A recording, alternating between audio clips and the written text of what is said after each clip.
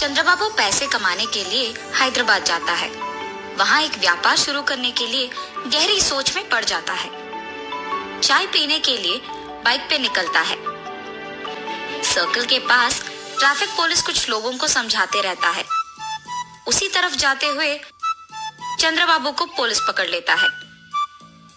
Sir क्या हुआ, आपने मुझे क्यों पकड़ा? तुमने हेलमेट नहीं पहना और वो कानून के खिलाफ है, इसीलिए मैंने तुम्हें रोका है। गलती हो गया है सर, इस बार के लिए माफ कर दीजिए। ठीक है, फाइन भर के जाओ। फाइन कितना है सर? 500। उसके बाद चंद्रबाबू चाय पीने के लिए जाता है। चाय पीते हुए उसे एक विचार आता है, वैसे तो मैं यहाँ एक व्यापार शुरू करने के लिए आया हूँ ना, तो क्यों ना मैं एक हेलमेट का दुकान खोलूं। चंद्रबाबू का दुकान तैयार हो जाता है और खुलने के बाद हर रोज बहुत सारे ग्राहक आते हैं।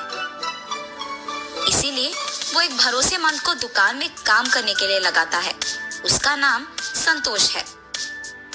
मैं बाहर काम पे जा रहा हूँ संतोष। जी साहब, मैं यहाँ दुकान संभालूंगा। ऐसे कुछ दिन बीत जाते हैं। उसका व्यापार अच्छा चल रहा था और बहुत लाभ भी आता है। लाभ को देख संतोष लालची बन जाता है। हमेशा की तरह चंद्रबाबू जब कुछ काम पे बाहर जाता है तो उस समय में संतोष कुछ पैसे चुरा लेता था दुकान से और चंद्रबाबू को कोई शक नहीं होता है। ऐसे ही कुछ दिन गुजर जाते हैं।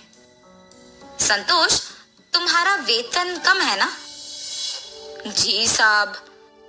ठीक है, अब से तुम्हारा वेतन होगा 10,000 रुपए। बहुत बहुत शुक्रिया साहब। अब से इस दुकान का ख्याल तुम्हें ही रखना होगा, ठीक है?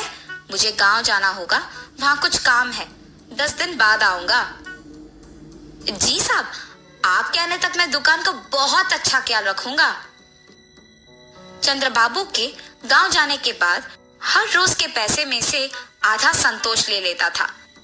10 दिन बाद चंद्रबाबू उसकी बेटी के साथ हैदराबाद आता है और सीधा उसकी दुकान पहले जाता है। इन 10 दिनों में कितने पैसे आए हैं संतोष? 50,000 साहब। अरे ऐसे कैसे? हर रोज का हमें 10,000 मिलता था ना, इतना कम कैसे हो गया? चंद्रबाबू को उस पर शक आता है, मगर वो कुछ कहे बिना वहां से चले जाता है। क्या हुआ पापा?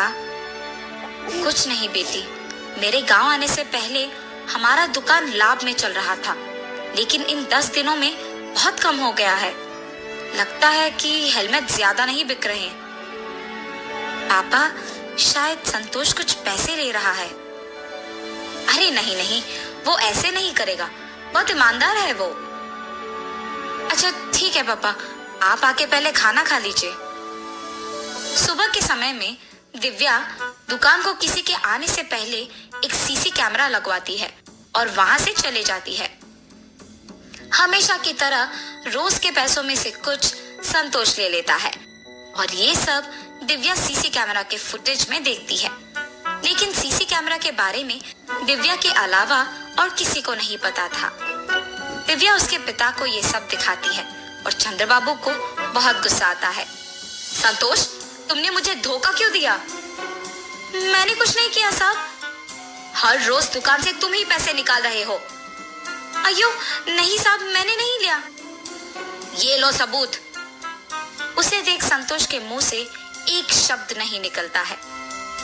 मुझसे बहुत बड़ी गलती हो गई है साहब, मुझे माफ कर दीजिए। तुम्हारे भरोसे पे मैंने इस दुकान को छोड़कर अपने गांव गया हूँ और तुमने मुझे धोखा दिया। अब तुम्हारा यहाँ कोई जगह नहीं हो सकता है। अगर कोई हम पे भरोसा रखता है तो हमें उनका भरोसा ऐसे नहीं तोड़ना होगा। धोखा देना बुरा है।